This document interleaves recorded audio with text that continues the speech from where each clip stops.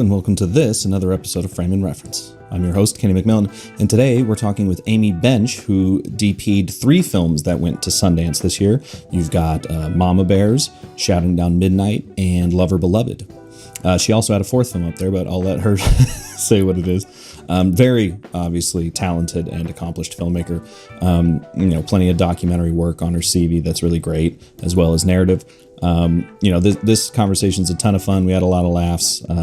We talk about a lot of production stuff, cameras, the importance of documentary and narrative in the sense of what you're telling the world, not like scripted. But it's just really great one. Really great talk with Amy. So without further ado, here's my conversation with Amy Bench. That's something that we've talked about a lot on this podcast is like, being a DP is like you have 1 foot in post and 1 foot on set now.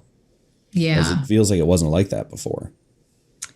I almost feel the opposite. And maybe it's because I do not really the opposite, but I do a lot of documentaries. Right. Whereas in film school, we were still shooting on film. And so I feel like as a DP, I had a greater responsibility to manage the image. And they would never want to go to the color session without me. And now it seems like to some people, color can be an afterthought. So it's so harder. Strange. Yeah, it's really strange because the director has already seen the footage. And I think people are getting used to seeing S-log footage or, it's like that doesn't bother them. But yeah, I think being in the color grade is like super important. And I always try to be there if I can, but it's, some of the films that I work on are 5-year projects. So right. It's like when you get into a festival, it's like, hurry up and finish the film.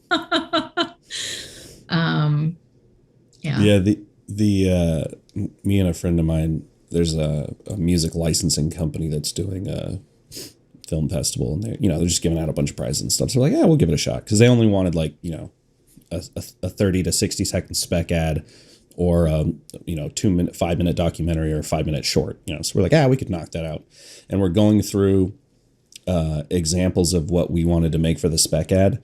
Yeah. And we started seeing, we were like, wow, they really didn't do anything with, like, these are like, Gucci commercials or whatever. And we're like, why do these look? And we look at the date and it's like 2012, and we're like, oh, that was prime. The log looks professional. Right. Days. Everything else is so colorful. This looks really professional. This looks professional. We know we shot it on the red because there's nothing going on there. Yeah, right. That's really funny. Were you always a visual person growing up? Because I understand you were an engineer at first. Yeah, I think I always was a visual person. Was really into making artwork as a kid, and even in high school, I took art, even though it was like, in Texas, art is not really considered valuable. They're always trying to scrap art programs. It feels like, including right now, my son's school, they're trying to cut art time per week from the already abysmal amount of art they have to even less. Right. I think to save money, and I can't put my head around why they're doing it, but and they're replacing it with how to do taxes and shop class, right? Exactly. We need more. Oh, I think I know what it is. It's to raise test scores, but oh yeah, we're still doing No Child Left Behind. Yeah, I think it could be moved on to something else. I can't remember, but yeah, it's to improve test scores, which I feel like test scores in our school district are probably pretty good, and that we need to be focusing on bringing back art and music.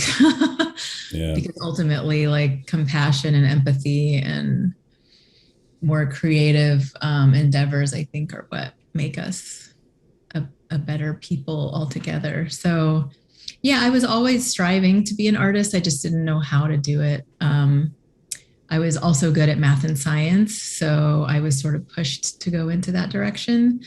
And I ended up working at Eastman Kodak in Rochester, New Oh, York. So wow. that's my first job was actually in high school. I was in the I worked in the photo lab of what is now CVS. It used to be called Eckerd's. So I did a little color grading then. I got to print out people's photos, Sure. plus magenta, minus cyan, like.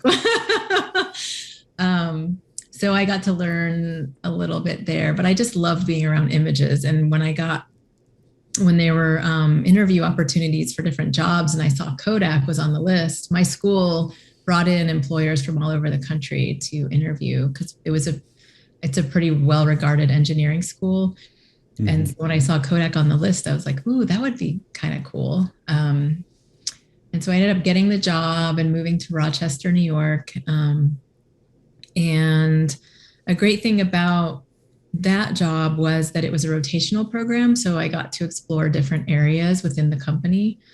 And additionally, I got to learn about imaging science. So they basically brought in 10 or 15 of us a year for what was called the Image Science Career Development Program. And we got to learn how film was made, how the different layers work, all the science behind film technology, and then also digital technology. So I had a pretty good technical understanding of image making before I even went to school. So I think that's why I deep down really understand color grading and understand exposure and working with any format camera because I understand how the sensors are capturing the information. Um, it's not something I think about deeply, but it's just in the back of my head. Sure. Yeah. um, so that so after working at Kodak for a few years, I decided that I wanted to be more directly involved with filmmaking. And so I enrolled at the University of Texas at Austin and got an MFA in film production. They don't have Okay. specialties like AFI does, but you sort of specialize based on what you do. So it's a directing program. And then several of us would focus on cinematography because everybody needed someone to shoot their film. Right. So I ended up learning by doing, and I would also work as a teaching assistant for the cinematography professors. So, In regards to the like understanding, how images are captured, is there anything that you notice, kind of fundamental misunderstandings that you see popping around where you're like, that's maybe like folk tales that aren't, correct? Because I'm thinking, there's yeah, a lot of lessons to learn going from film to I'm digital, trying to especially. think. What I think is like, and I think shooting on film helps you see this is just really understanding exposure and where you want to properly expose. Like with film, I would always expose like a stop and a half over. Right. Um, to give more information on the negative because the negative is a little denser. And I feel like with digital, since I think people aren't used to read. I think it's because digital's been around longer and people are learning.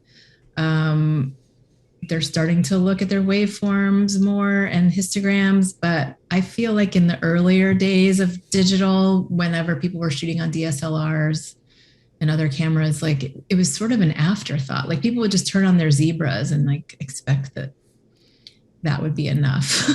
Yeah. But I'm a big proponent of always knowing exactly where your exposure is sitting. Yeah. The whole idea of, put your waveforms or put your zebras at 90 so that nothing blows out. And it's like they start underexposing because the window's too high. Like, you're not going to see out the window. Like, stop. Yeah. Expose for the person. Exactly. Yeah, totally. But in documentary, it's tricky because you're filming so I keep my waveform on all the time. And sometimes my exposure is not perfect and I know it, but I'm like in the moment, I have to set it for what I think is going to be the best and adjust it as I can. But I'm also worried about focus and following the story as well. So it becomes like juggling a lot, especially when you're working on more independent things and you don't have a camera assistant or a focus puller. Right. which I have had recently, which is really amazing. Yeah, it's a world of difference. The world of difference when all you have to do is point the camera. Um, yeah, but yeah. So I don't know if I have anything else to add to that. That's fine. Because that was something that really, I think was like a lightning bolt moment for me, was when I realized how important half a stop could be. You know, from looking exactly correct to looking absolutely amateur. I don't know. Right. And I think the newer cameras give you a little bit more leeway in that. So it makes it a little bit easier.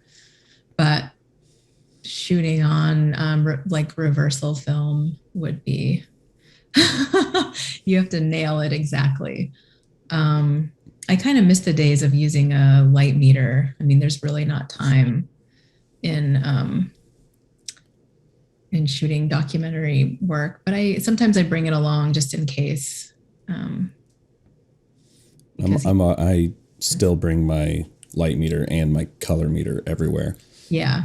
Because there's always like a situation where the camera's down, or you're walking around with whatever, the director, and he's like, so we'll sit there. Does this all look good? And I'm like, I don't know. And I'll just start. Yeah. For narrative, coming up with it. Totally. Yeah. For narrative, I definitely use a light meter, or at least the gaffer will have a light meter. Like they're in charge of it, and I'll ask for f-stop readings. Because even if you can see it on a monitor, I think it's still really important to know, because your eyes do get tired too.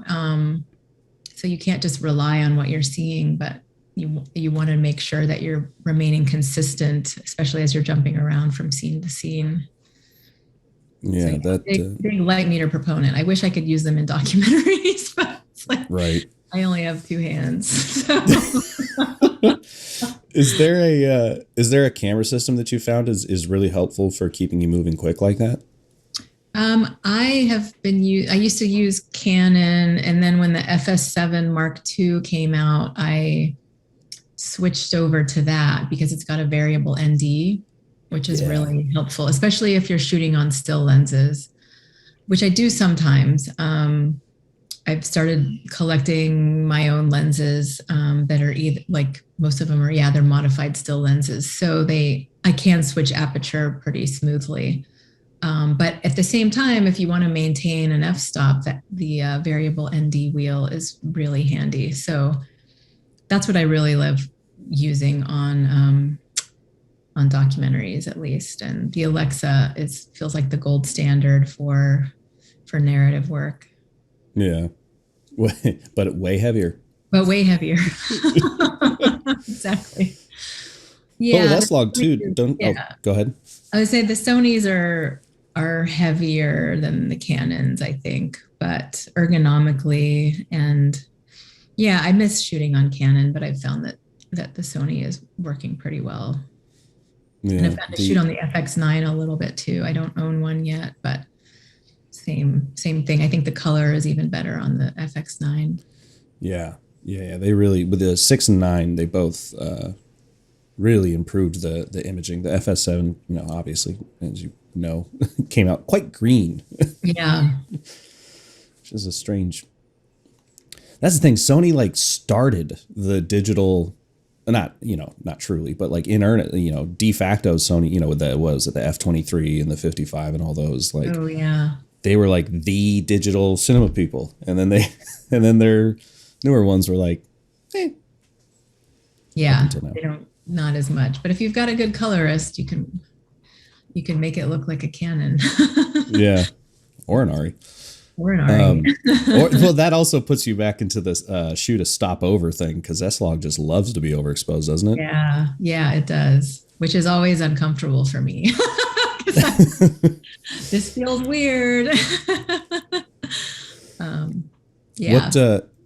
What lenses are you starting to collect? I was just talking with a guy who had literally hundreds of different lenses. Oh wow, this one and this one. Oh, I wish I don't have them right here. Actually, I do have some. Actually, they're sitting right here. I bought a set of Leica R lenses, primes. Oh, humble brag. Oh, what's that? I said humble brag. Oh, is that what that is? Yeah, I think I actually have them my attention. Like, they're so pretty to look at. They are. Oh yeah, I've got a couple. Yeah, they're just pretty. This is the 90, which I really like. I don't know. I like them all. But yeah, I got a set of Leica R primes. I like them because they're really sharp and they have like an interesting texture to them at the same time. And I use them in documentary work, more specifically branded documentary when it's not true verite, like if you're like a commercial where you do have time to change lenses and get different takes. I really love it for that. And then I also bought recently, where it took me a year to get it. It's a rehoused Ingenue 28-70 still lens. It's beautiful. The flare is like just gorgeous. So yeah, I've used that a lot on a project that I've been shooting the last few weeks, and it's really amazing to be able to have the flexibility of the zoom, and then it just looks just luscious. I don't know. The drawback is that since it's not a true cinema lens, like the zooms are not beautiful. Like right. The transition between focal lengths is not ideal, but sometimes that's okay for reframing between shots. It's fine. But yeah, those are the lenses I have right now. That is an excellent set. Oh. You're so right. I'm hoping I can take that Ingenue for a spin even more. I mean, I had my eyes on the Easy 1 and the Easy 2, but for the price tag, I was just holding off. Yeah. And this 28-70 is pretty nice. So I think I'm going to use that for a while before upgrading or adding. Are you primarily on, because like I've kind of become I used to always be like, you don't need full frame, and then now that this is a C500 webcam, and yeah, I could tell it's like, wow, I'm just using my my MacBook Pro. Everyone, yeah, that's totally fine. I just my built-in webcam at the time, I didn't have a laptop, so I was like, I guess I got to use something, but and I had just gotten it, and like I said, this podcast was initially a pandemic project, so I was just like, I need something. So I was like, why not the camera I just bought and can't use for anything? Way more runtime than record time on this thing. Yeah. But that 28-70 you're talking about, like, is like the perfect full frame range for me, because I kind of tend to shoot wider. Are you more a long lens kind of person? I like wide. I mean, for documentary, I like wide. I mean, it really just depends on really the subject matter. You know, for branded stuff, I like to shoot a little bit longer lens, like around a 50 or a 90, to really take advantage of the depth of field that you get with those lenses. It's sort of difficult to shoot that way I find when you're shooting verite docs. So I tend to stay in the 28-35 millimeter range for being in a scene, because I also like that those wider lenses really show you, the viewer, like the location that the film participants are inhabiting at that time. So I do like shooting wide lenses and getting close when I'm shooting documentary, and then shooting longer lenses if it's something branded or for narrative work. I'll definitely use more long lenses, but 35, I think it's 35 and 50 are probably my most common focal lengths for across the board. Yeah. Because the reason I ask is I've interviewed a handful of documentarians, and the conversation of how the camera, you know, when you're working with actors, they know you're going to be there, but when you're working with documentary subjects, they're always aware of the camera's presence. So the lens choice, positioning always becomes a factor. How does that play into your kind of shooting mindset? Yeah, I mean, I guess I'm somebody who feels okay getting pretty close to people. I mean, a lot of the documentaries I film are um, pretty intimate. And so I just naturally get close really early with people. And I feel kind of like I'm just hanging out with whoever I'm with, even though I'm behind a camera. So that's just sort of my natural inclination, is to get close. And I find that most people respond okay to that. Especially people who are really good in front of the camera, which is what you Sure. want in a documentary. Um, so I haven't ever yet been in a situation where I feel like, oh, I mean, when you're shooting like a school board meeting or something like what I've been doing recently, longer lenses are good because it's hard to get close. Right. So in those cases, yeah, I would say like you definitely have to strategize about what lenses you're going to bring. But if you're in someone's house, I'm usually pretty close to them, and it usually is works out. I am not somebody who would want to be on that side of the camera, so I can imagine that the presence of the camera is quite obvious. But I find that people will just forget about it pretty quickly, as long as you're respectful of their space and aren't on them the whole time. I tend to move around and not stay in one location when I'm filming, especially if there's multiple people in the room. I'll go for cutaways and things like that, and that gives people space to be away from the camera for a minute. But yeah, the type of filmmaking I do is typically wider lens, closer in. Yeah. Do you, goodness, do you take into consideration kind of the builds of the camera? Because I've heard that, like, if you were on an Amira and you've got, a 7-inch monitor and an easy rig and you're, right. Up close and on 28, it's kind of like, get the fuck, Oh yeah. Yeah. I mean, for the most part, I'm filming on my own camera, on the Sony, and it does, it's the rig is bigger now than it was when I was shooting some of the work that was at South by, because now I've got a matte box and using filtration, so it does look a little bit bigger, and so the camera is maybe slightly further away. But yeah, I definitely think it's important. Like, if it's a more sensitive topic or you want the camera to feel smaller, then you just kind of drop all that other stuff. Like, I usually do shoot with an easy rig, and I find when the mini easy rig came out, I got it fairly soon, and I was wondering, like, what are people going to think about this? Is it like I used to just be able to hold the camera like this, and it's just me and the camera. But now I've got this like big thing over me, and people got like, it didn't really bother people. I was really surprised. But I will, if I'm ever concerned, I'll always ask the director, do you think it's okay if I wear this? Because it does help me to have that extra support. So yes, I guess I do agree that like having a bigger camera means maybe you can't get so close. And maybe, that's one reason why I stick with the camera that I do. Yeah. I know Jenna Rocher, I interviewed her a while back. She did the Billie Eilish documentary. Oh, okay. Great documentary. She had like a little belt with like a pocket in the front. Yeah.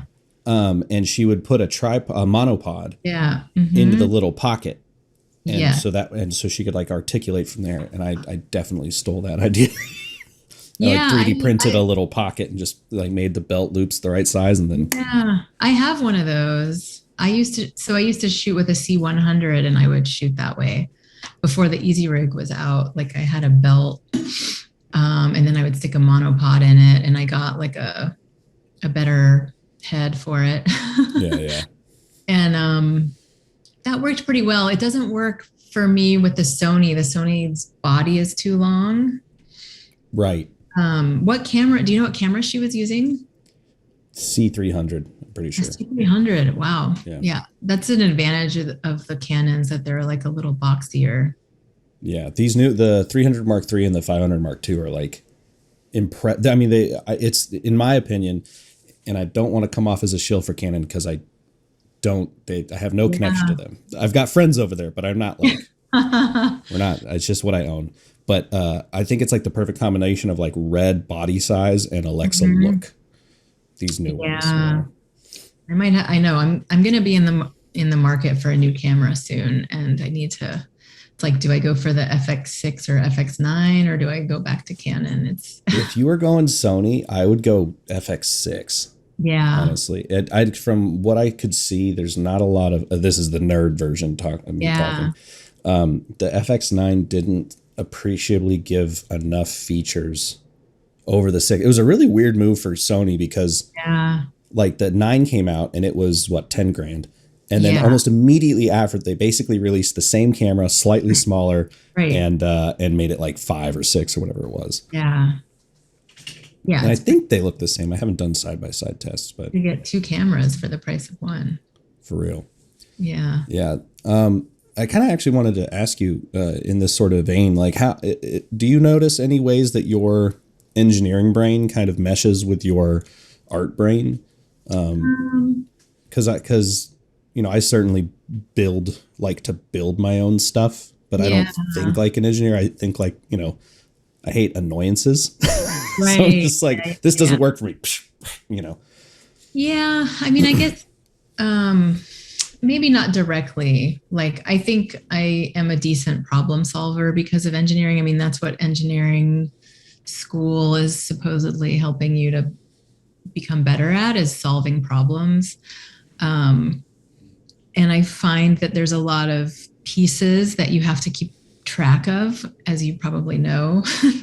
The more gear you get, the more you have to like account for where it is and when you might need it. And so I think it's just more on that level of like equipment management and like remembering, like, I don't know, yeah, remembering where things are. In terms of like, I'm not like really a gadgety kind of person. I will actually like kind of look on Instagram and other websites to see how people are building out their rigs. I'm not really interested in figuring it out myself. I'm just like, oh, what are Oh they yeah. using?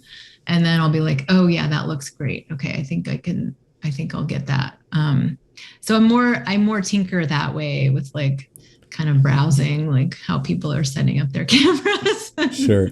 Well, what they're even though, using. But yeah. I mean, like also like sort of artistically, like, do you notice Uh, things that maybe a more analytical mind tends to not overlook, that maybe more artistic folks tend to like when I'm ignore? filming, that is really interesting.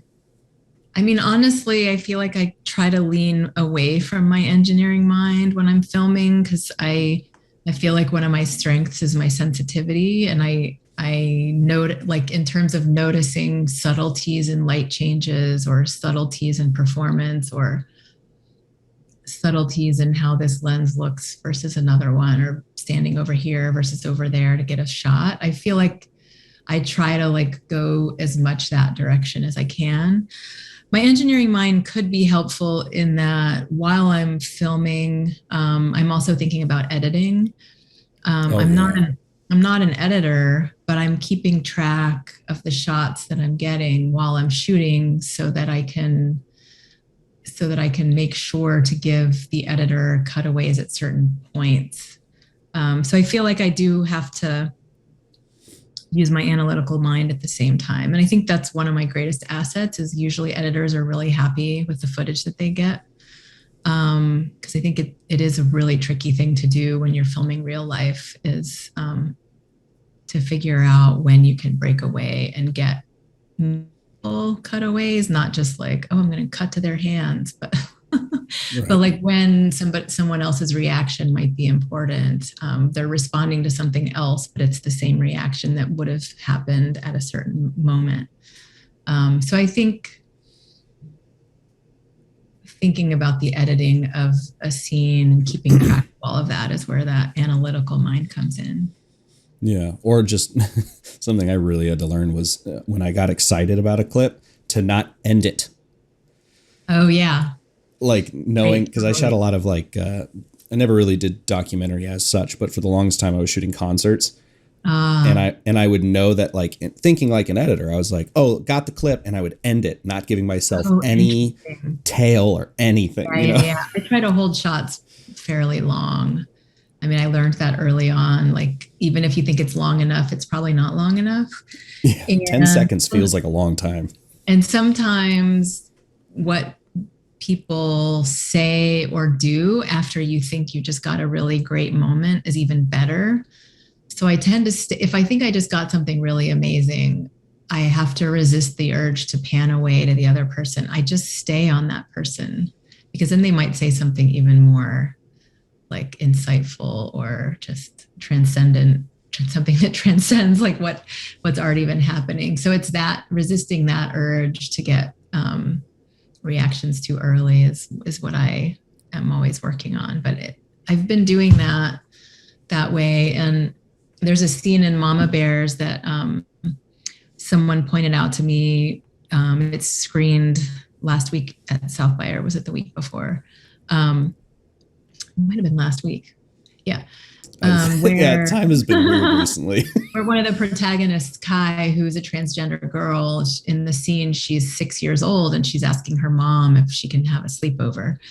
Um, and her mom is struggling with this. I mean, the answer is no, and she's telling her why.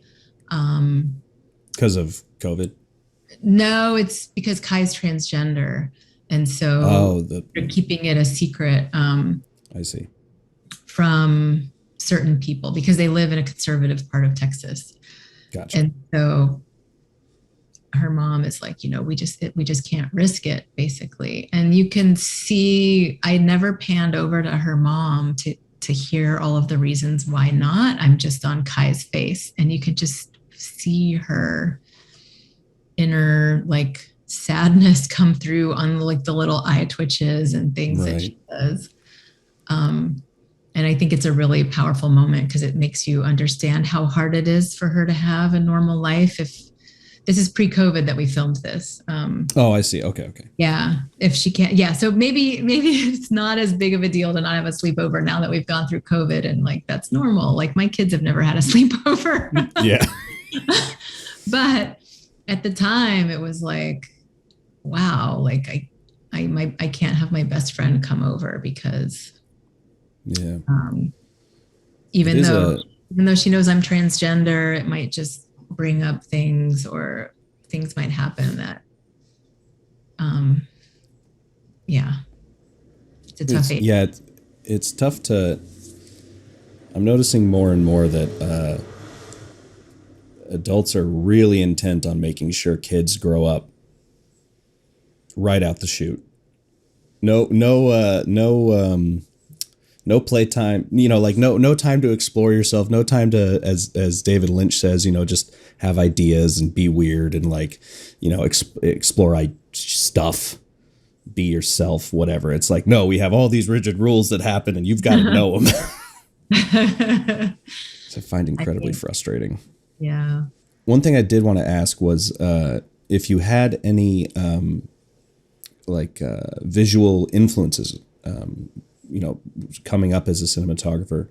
Were there films or directors or cinematographers that you were really into? Were there any maybe like photographers maybe that sort of inspired you and sort of maybe Yeah. influenced your look?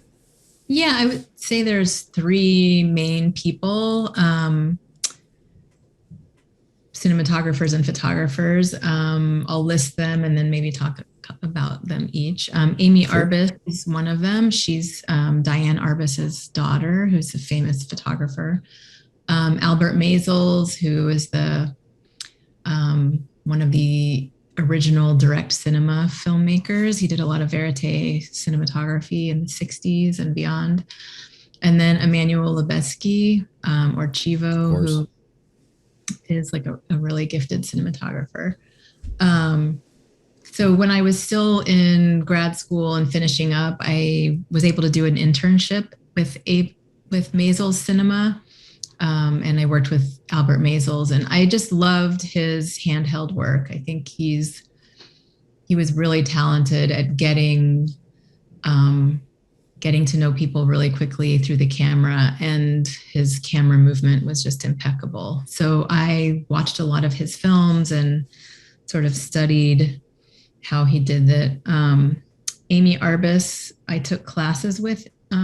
She teaches, or she used to teach at the International Center of Photography. And while I was interning with the Maisels and working on some of their film shoots, I was also taking photo classes with Amy. And she's really strong on composition. So she's always someone I have in my ear when doesn't matter what I'm shooting, but she's like, look at the edges, look at the entire image. It's not just what you're pointing the camera at, but like, what is the composition of like where, I guess I'm looking at my own screen, and it's like where these little rectangles are ending on the edge. Oh, trust me. Yeah. The middle of my room is dead center. The little crosshatches are exactly on that little. So it's like, look at the whole frame. And it sounds so simple, but it's like, not just look at the whole frame, but how is that contributing to the image? And then Emmanuel Composition is so hard to. Yeah. It's not hard, but it's so easy. I guess it's easy to ignore somehow. Definitely took me a long time to be good with composition. Yeah. I still don't know if I'm good. I mean, it's still a work in progress. I think it's always, you just like being an architect. I think being a cinematographer, like the older you get, the better you are. Yeah. Your visual acuity just gets stronger and stronger. And then when I was still in grad school, I got to intern and PA and camera assist on the Tree of Life. Oh, wow. Alex film that Emmanuel Lubezki was the DP of. And that was just incredible. I learned a lot about lighting, like natural lighting, using window light, using bounce boards, using grid cloth and diffusion. And his Steadicam operator was just amazing too. They shot a lot of that film as if it was a documentary. They were just following Brad Pitt around. Bummer of a day. Or Jessica Chastain or the kids. And it was like, the camera movement. I'm always really drawn to camera movement that just feels like it flows like a dance. So I think those have the biggest impact on me and how I shoot today. Were there any sort of lighting lessons that stood out to you as particularly memorable from that shoot? Because I feel like a lot of people would love to. Backlight everything. Backlight everything. It was never front light, always backlight. Yeah, I mean, backlight was the biggest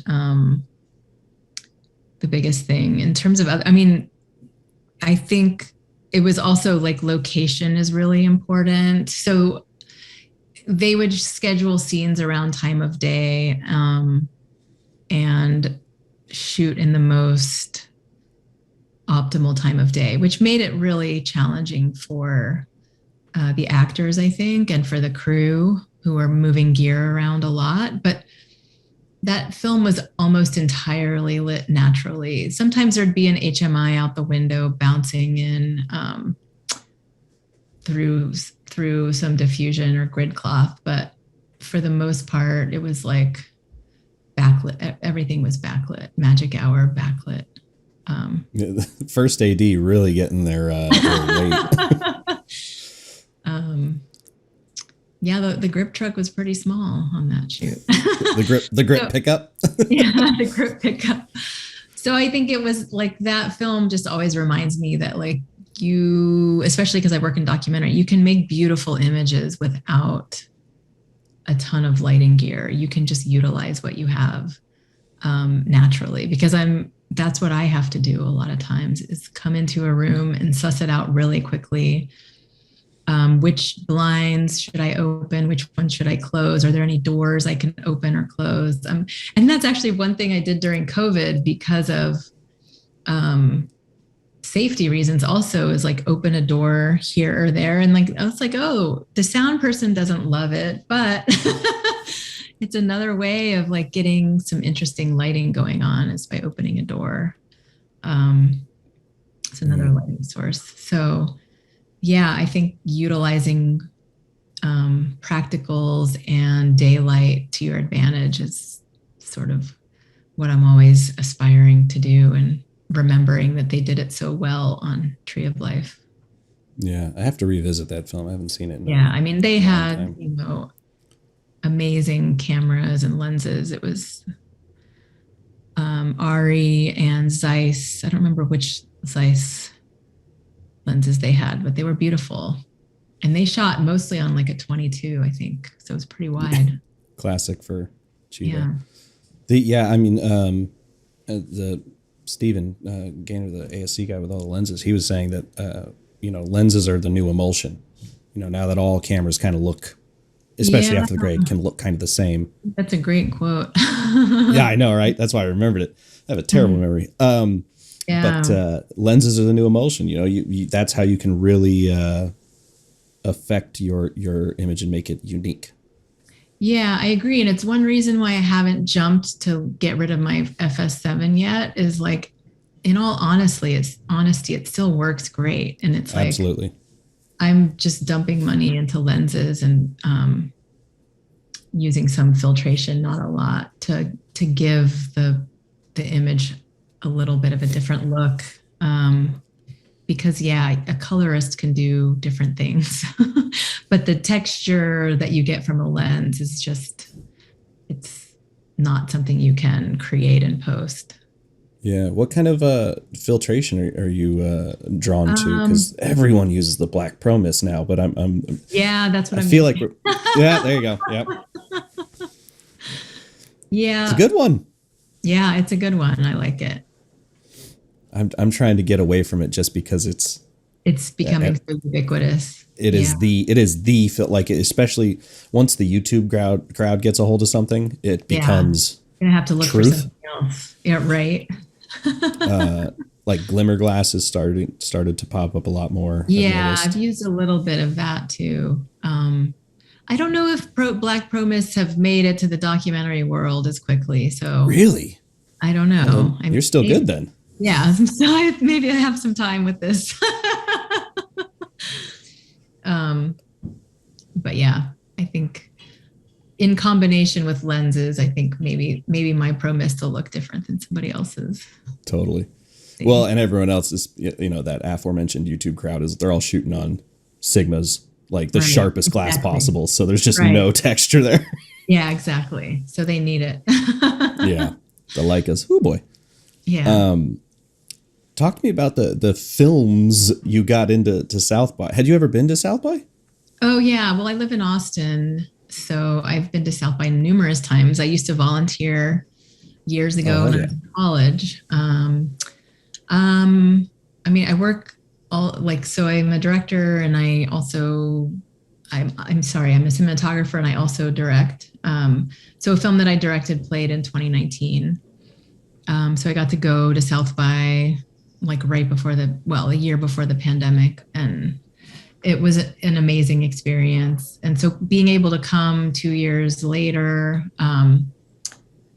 when things are starting to open up more, and it's one of the first major market festivals to be in person, was pretty amazing. So I feel like the energy was similar to 2019. It was a little quieter, but it was also intimate in a good way, because not Yeah. everybody attended in person. But it's a great festival.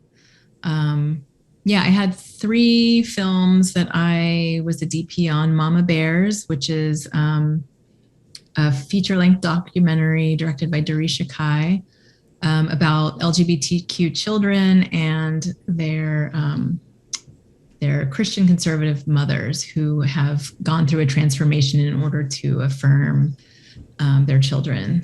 And Oh, that, that's nice. yeah, exactly. I mean, it's such an important film. And I knew that as soon as Darisha called me about it.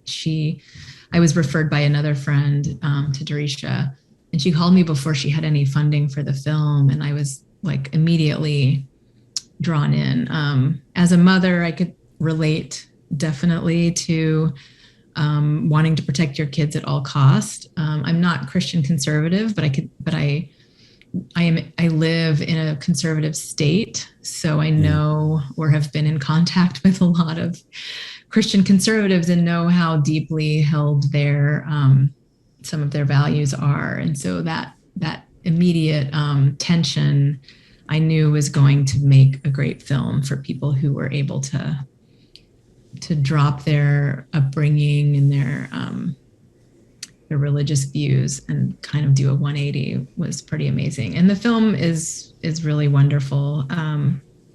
It just came out, but we started shooting it in 2017. And so actually a short film came out of this project before Mama Bears came out in 2019. The short was called Trans in America, Texas Strong, and it features two of the characters in the film, and that won an Emmy, which was really amazing, for Outstanding Short Documentary. So that was the first project that played at That was South the one you by. were referencing earlier.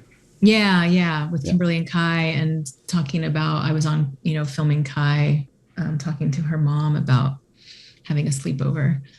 That was a great film. I mean, the people in the film feel like family because we've spent so much time together over a long period of time. And then let's see, I worked on two more. Shouting Down Midnight, which was also a documentary filmed mostly in Austin, about I don't know how familiar in California you are with the Wendy Davis filibuster, or who Wendy Davis is. She ran for governor a few years ago against Greg Abbott. I guess it's more than a few years. Okay. In 2013, she ran for governor against Greg Abbott and lost. He's still our governor. I've heard that's been fun. Super, super fun. So Wendy Davis sort of made her mark in 2013, or came into the spotlight when she was asked to stand up and fight a really restrictive abortion bill, which feels not very restrictive with the bills that we're looking at right now, with basically making it illegal to have an abortion at any stage after 6 weeks. And deputizing citizens to be bounty hunters. So this film is like sort of part historical, part impact that Wendy had. So you get to witness the filibuster. It was basically an 11-hour speech that she gave in the state capitol here in Texas. And through that, she inspired a lot of young people to become activists themselves, whether it was for reproductive rights or immigration rights or other things. And so that's what that film is about. And I started working on that project in 2016. And I had actually been down to the Capitol in 2013 with my little 5D. And that was actually a great camera to film when you've got hundreds of people around the Capitol. And we were interviewing people about what was going on and just capturing all the energy, because you could just move freely. I think I put a little mic on top, got really good sound. And 8 years later, that footage is in the film. So that's the second film. What's her name? Johnson. Kirsten Johnson. She made camera person. And Dick Johnson is Dead. Yeah. So I interviewed her for Dick Johnson is Dead, and she was saying that back when she used to do essentially war correspondence, when the 5D came out, it was incredible because now she wasn't video person. She was just there, and could really get some good intimate footage. Yeah, I hadn't shot with a 5D since I hadn't shot with a 5D since I don't even know what year that was. A while ago. 2009. Yeah. Well, I mean, in 2013, I shot in the Capitol with my 5D because it was so easy to move around. But just this past week and the week before, I was shooting with a small A7 III, I think, a small Sony DSLR for a similar reason, because we've been filming school board meetings in Texas where they're talking about book banning. And it's a way to stealthily record video when people think you're just taking photos. Not because you're doing anything terrible, but it's a little less distracting because we are allowed to be there. But I just find that when the director is, prioritizing content over image. A7 takes great images though. Yeah, it does. It's just, you know, it's hard when you don't have a monitor. You're basically just like looking at this screen that's like this big. Yeah. So keeping focus and all of that is, especially when I'm so used to shooting on a bigger camera, it's a bit of like a learning curve to go back to shooting that way.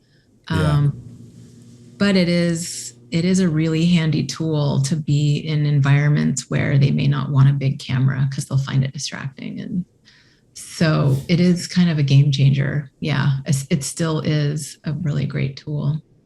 Yeah. And you said there was another film. Yeah, there's another film called Lover Beloved, which is basically a performance by Suzanne Vega. She was a rock musician. She still is, singer-songwriter from the 80s. She's actually somebody I used to listen to when I was a kid. And she's still performing. How was that? It was really cool. I mean, when I first heard about the project, I was really excited because I was like, oh, wow, it would be so great to work with her. She's so talented. At the same time, it was a little scary because we were basically turning her one-woman play into, or one-woman stage performance into a film. And we only had 6 days to shoot this hour-and-a-half performance, or maybe 2-hour performance. So the script was edited a little bit. And, you know, we shot all in a makeshift studio at Austin Film Society here in Austin. But it was great. I mean, we basically got to film her performing 6 or 8 songs of hers that she had written about Carson McCullers, the Southern author, and then giving lectures about Carson McCullers about her life and feelings on humanity and love. And it was really fun. It was, you know, we only had 6 days to shoot, one camera. But we did that on an Alexa and used Cook lenses. Oh, nice. To, you know, bring us back to the time period in which Carson McCullers lived, which this film takes place in the 40s and the 60s. So I thought, you know, we didn't have a budget to get 2 sets of lenses. Right. We couldn't have different lenses for I think that would have been an ideal. Maybe use Zeiss lenses for the 60s and Cooks for the 40s or something. But I just decided let's use the Cooks. And I think we used Pro Mist in addition on some of the earlier stuff, just to give it a little bit softer feeling. And then the 60s were a little bit sharper. But yeah, I think the film came out beautifully. It was a really quick shoot. And I think we shot 3 lenses for each time period. You know, I shot a little tighter, used tighter lenses in the 40s, a little softer in the background, and then a little wider and closer for the 60s when she's getting older, and slightly less flattering lenses. So that's usually the opposite of what people would do to enhance the natural. I have no euphemism. Aging process. Yeah. I've come. Some people vintage. Yeah. I mean, you know, it was just a choice that I made and with the director, and we didn't stick to it 100% because there were technical restrictions too, like how big is the set, where is the camera, like does this lens work? But for the most part, that was sort of where we started with, and got to play with a lot of color and gels and lighting, the strobes and stuff. It was really fun because we got to be really creative with that. Has LED lighting kind of come into your sphere of influence yet? Like, are you still more kind of in the traditional hot light keynote kind of situation? So yeah, it's interesting. For this film, we used a lot of tungsten for budget reasons, but also authenticity. I really like the feeling of tungsten. So our main light was a 2K tungsten, and that was usually her key. We would bring in LEDs for some of the strobing effects. Like we had curtains behind her in some of the scenes. And if we wanted to, we could do like a rotating color, you know, you could program different different color. Gosh, I don't know what the color values are called, but like RGB. the RGB values. You could type those in, and we would set those like on a loop. And so we used LEDs for special effects lighting, for things like that. But we used some really old vintage lights that we even included in the background that were all tungsten. A Barger light was one of them, and some scoop lights that are really beautiful. Yeah, there's something about tungsten that just still. Yeah, it's so beautiful. Too but good. for documentary, I do use LEDs because they are much more compact and a lot brighter for the wattage. So Not gonna blow someone's house up. I still have like a tiny set of tungsten lights that I bought right after college and have barely used, but sometimes I'll use them for the background or something to simulate a lamplight or something. That I find them still, like, I have this tiny Rifa light that I really like. So I'll bring it along, and I don't use it that often, but when I do, I think it's really lovely. But so I think tungsten are still really great, especially if you're trying to do a piece that's more vintage or a different time period than today, because LED lighting definitely feels more modern to me. Yeah. Well, and like Kino started the trend, but with LEDs, it's just so easy to get a soft source close. Yeah. But if you've got the room and air conditioning, nothing beats a tungsten through exactly, half grid or something like that, full grid. Yeah, totally. Yeah. It's true. I wish we could shoot with tungsten more often, but it's way cheaper. You can rent a 2K for like $20 a day. Yeah, exactly. It is way cheaper. It just is like more work. Yeah. And you gotta have a Jenny sometimes. You need more outlets. Yeah. Or more circuits. Yeah. Or a generator. And an experienced gaffer. Yeah. Well, hopefully I always have an experienced gaffer, but yeah, like sometimes on docs, you're kind of like relying on someone else to plug in the lights. Yeah. It's not a gaffer. It's Kevin. Yeah. What's that? It's Kevin? It's Kevin from down the street. He's plugging Kevin from down the street. He's plugging in the light. Hopefully he's secure. Yeah. So with all three of those films at Sundance, at South by, what was that? So I've never been. Were you just like, I'd really love to, but were you just like running around town signing autographs and high-fiving everyone, or like did you feel very well, I have a secret fourth film. I don't know if I mentioned. Really? I directed a film that played at South by as well. So I had Did you have your own programming I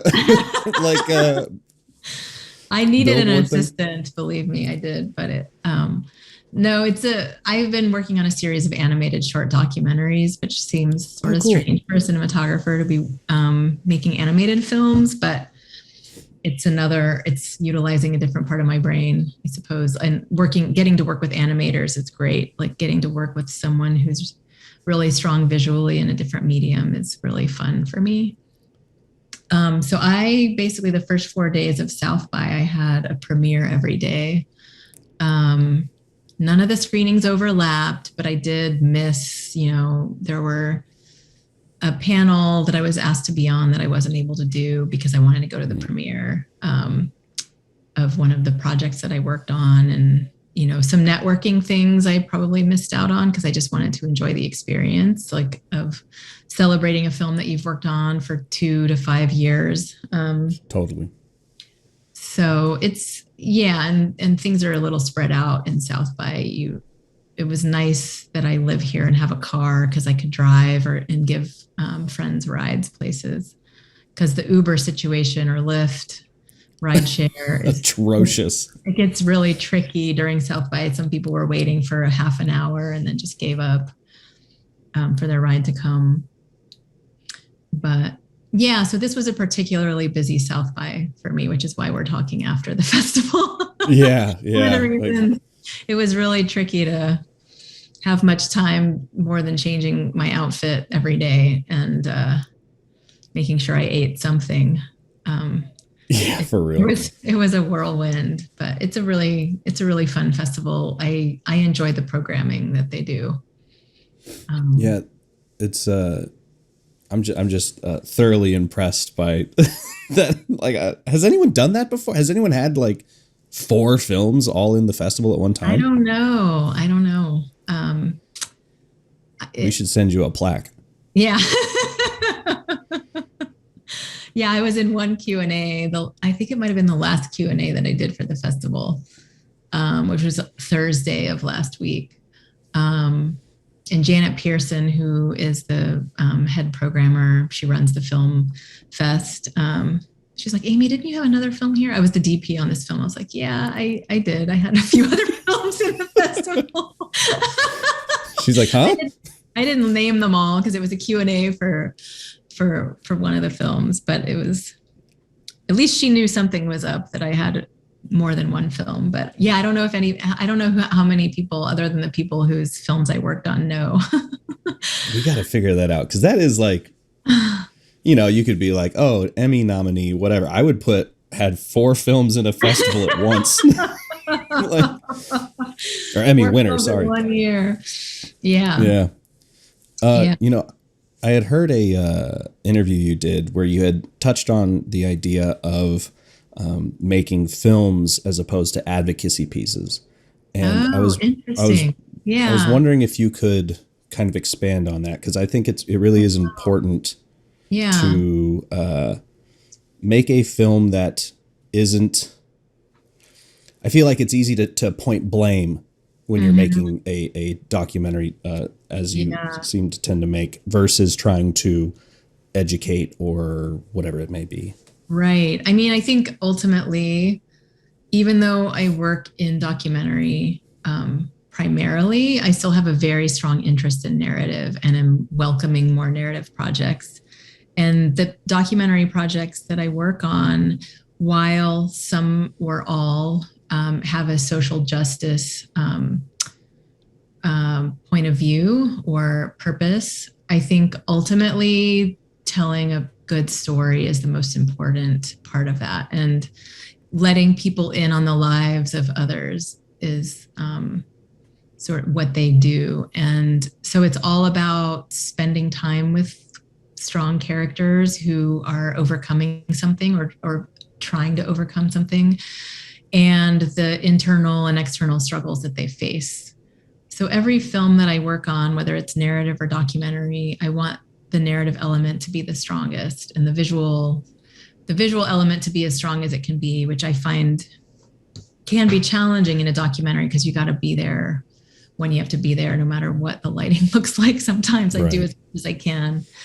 But I think honestly, maybe that's one reason that in my directing work, I've gravitated towards animation, because it's a way to add that visual control back when I think there's a certain amount of it that's possible in a verite film, where you're living with people in their daily lives. But in an animated film, you can tell a story and the visual language is limitless. Mm.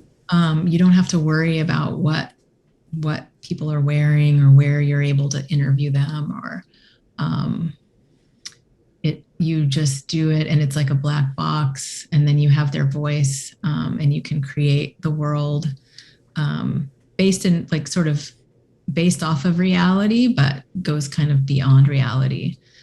So the documentaries I've been directing, like I want them to feel like a narrative, like you're not quite sure if this really happened or if this is a story someone just wrote or made up. I mean, there is an authenticity to them that you can hear in the people's voices. But at the Yeah. same time, the story is so powerful and the storytelling so visual that whether you like documentary or animation, you still get swept away. That's sort of my ultimate goal, is that anyone will like this film. Right. Yeah. You care about, so my directed films are about refugee experiences and finding peace and safety in safer, more stable lands like the United States.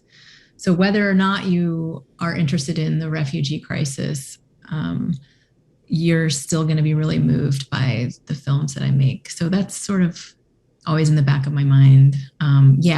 You're always making a film. Um, I don't want to be part of projects where the sole intent is to change this law or do this thing. While that might be very important, um, I think in order to do that, you need to tell a compelling story so that people that don't have those lived experiences can live them through your film. Yeah. Because that's something like when you were speaking about the parents who didn't want to allow the sleepover to happen. It's like how do you get those people to, because by nature being small c conservative means you don't want things to change. You want things Yeah. to stay the same. And so it's hard to, it seems, get people in that small c conservative mindset, no matter what the subject being, to come to your side, because by definition they don't want to move from their position. Right. But I think by showing the struggles of this mom who wanted to, she had already shifted her mindset around accepting that Kai was a girl in the year prior to that. But now it became a concern of safety, because we filmed that during what was called the bathroom bill in Texas. I remember that. Yeah. 2018, end of 2017, there were bills against using the bathroom that didn't match your gender at birth, the gender assignment that you received at birth. And so that's what Kai was experiencing at school. And some of her close friends knew, the administration knew, but it was still, their family was being attacked in the school district in which they lived. And so I think it broke Kimberly's heart to say, no, Kai, you can't have a sleepover. It was all about protecting her and how,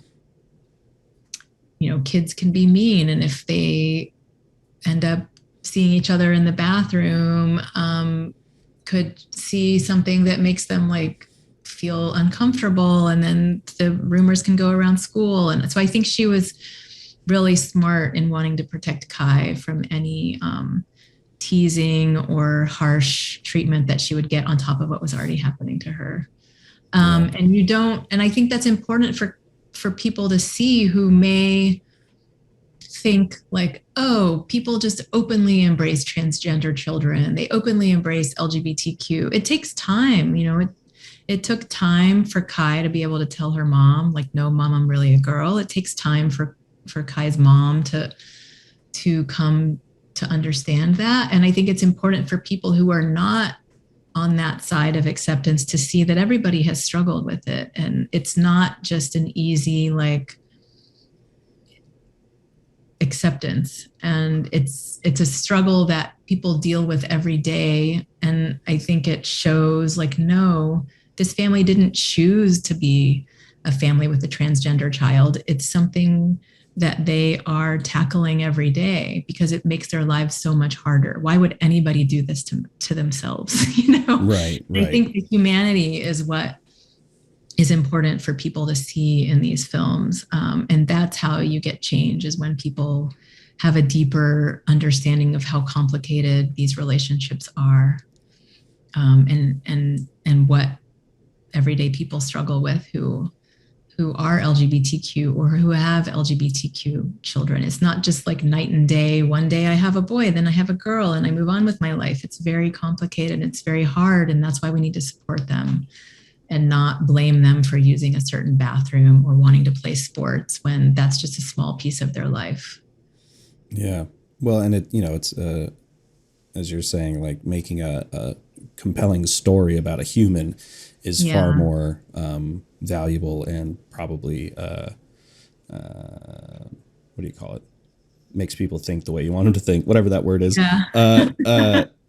Than a political message or grandstanding or whatever it may be. Exactly. Yeah, people don't want to be told what to do, but if you can move them in some way and get them to understand the life experience of another person, hopefully that will give them the understanding. Because I think a lot of hateful rhetoric and misunderstanding is through lack of knowledge, lack of exposure, and these films hopefully provide that to people. I mean, it is hard to break out of that bubble. You know, people who go to film festivals are probably usually younger, liberal, more open-minded, but eventually these films will get into churches. I mean, especially Mama Bears, they're taking them to churches that are considering being LGBTQ affirming. And while those might be the most liberal churches in a certain denomination, there are still going to be people who need to be swayed. So I think the change happens slowly over time, and maybe initially with people who are more liberal, and then eventually like gay marriage, it becomes accepted. So hopefully transgender rights will follow suit with it's just normal. Well, you know what's funny is it all seems very, I can see how it seems, the trans rights thing seems very recent, because recently it's just been talked about so much. But I went to I was in high school. I graduated in 2007. I had a trans friend in 2007 who is a trans woman now. And so that idea wasn't strange to me. And also we were such a small school that like, it was just like, you couldn't judge someone for any choice they wanted to make, let alone, transitioning or fucking wearing a new hat, whatever it was. It was just like, oh, that's you now. Cool. Yeah. So. But for the rest of the country, did you grow up in California? I did. And I grew up in the Bay Area. So you probably a little more open. The most open. Well, this was a religious school I went to. I wasn't their religion, but it was a religious high school. So I think it's just taking a long time and trans issues are becoming much more mainstream. So I think films like this, where you can see a cute little blonde girl who's trans, will really I think the fact that she is so young is a good example of how it's not a life choice. It's just, just she was born that way. So I can't not hear like, oh, rah, rah, every time I hear Born That Way, just like Lady Gaga just pops up in my head. And, primarily musician. So I've actually kept you a little longer than I should have. So I'm going to let you go. But at the end of, it's been really fun. At the end of all these podcasts, I like to ask the same two questions. Okay. One of them used to be, or is, if you were programming a double feature with your film, what would be the other film? But you have, I think, 11. So maybe. Wow. So maybe if you were reprogramming a festival or something, what would be the analogous films that you would want people to watch before your films? Oh wow, that is a tough question. It used to be, what's your favorite film? That's way stupider. COVID Citizen Kane. Yeah. Oh my God. Okay, so for each film list, watch this film and then watch. And then your film, which this is a toughie. I should have thought of this better. I wish you would have sent me this question ahead of time. I didn't think about it until I literally didn't think about it until just this second. This is the kind of question I need to put my head to the. I mean, well, Mama Bears is easy because I think if you want to watch Trans in America, because it's only 18 minutes, and then you watch Mama Bears. I don't know if that's too much, Kimberly and Kai, but I feel like it gives you a window into the struggle. Oh my goodness. Yeah, I really hit you over the head with this one. I should fuck that up. I mean, my More Than I Remember, the short animated film that I made, you can watch my previous film, A Lion Birds Cannot See, because it's another film about the journey of a young woman coming to the United States for a more stable life. So you could watch that, A Lion Birds Cannot See, and then watch More Than I Remember. For Lover Beloved, I don't know if it would be watching a movie, but I would say watch some Suzanne Vega music videos and read a couple chapters of The Heart is a Lonely Hunter. before watching Lover Beloved. Or you could actually, I think, I didn't watch any of the previous film. I think they did they make a movie, The Heart is a Lonely Hunter? They made a few of her novels into movies in the 60s. So I'd watch one of those. Before Shouting Down Midnight. It's got Alexandria Ocasio-Cortez. It's basically about her running for office. Oh, word. Okay, cool. It's a really great film. And it's that sort of like following someone who, she was a bartender and then she becomes representative. They made that like literally following her as she ran, right? So they had her footage of her bartending and shit in there. Yeah. It's incredible. Cool. And Shouting Down Midnight is basically the impact that a politician can have on other young women. So I feel like those films could go hand in hand. Totally. Yeah. My apologies, but great answer. Thank you. I'm actually going to tack on a second question. It's very easy. I ask every documentarian this: shoe recommendation. Shoe recommendation. Because the documentarians are always on their feet. They're always carrying heavy cameras. The backs need support. I wear Vionics. Vionics? Vionic. The tennis. I wear it. It's a brand that has like really good arch support, but they make really cool tennis shoes. Gotcha. Yeah, so a little behind the curtain is every documentarian I ask that question, and I have an Amazon wish list. Not that I'm going to buy them all, but just like, shoes? Hoka's have been recommended a bunch. Oh, okay. I haven't worn those yet.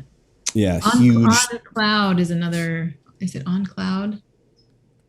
I think it's On Cloud. It's a Swiss shoe. They they're not as like crazy looking as Hoka's, but somewhere in the middle. And then let's see, Hoka, Blundstones, which I personally wear. Those are the Australian boot, just the pull-on boot. Those are great. La Sportiva. What's that? Italian boot, I think, something like that. Oh, great! I'm gonna write that one. Sounds real exciting. And then there was some Adidas, something or another. Adidas. Well, Vionic is new. I can text you the Amazon list. Oh yeah, that would be awesome. But yeah, and then finally, is there a piece of advice or maybe a quote you read or something in that sort of sphere that has stuck with you as a filmmaker and as a cinematographer that you think is sort of maybe not like the quote, but just one thing that kind of stuck with you? Don't give up is a good one. Who sings that? I'm not a singer, so I don't know if I can do it. Don't give up. It's a long, windy. I found it to be a very long and windy road, filled with a lot of questioning. Is this going to work out? But if you care about it, then don't give up. Listen, this was a lot of fun. Thank you so much for your time. I really appreciate it. I agree. And next time you program your own film festival, we'll have you back on to talk about those films. Okay. Thanks, Kenny. Frame and Reference is an Owlbot production. It's produced and edited by me, Kenny McMillan, and distributed by ProVideo Coalition. Our theme song is written and performed by Mark Pelly, and the F&R Mattbox logo was designed by Nate Truax of Truax Branding Company. You can read or watch the podcast you've just heard by going to provideocoalition.com or youtube.com/owlbot, respectively. And as always, thanks for listening.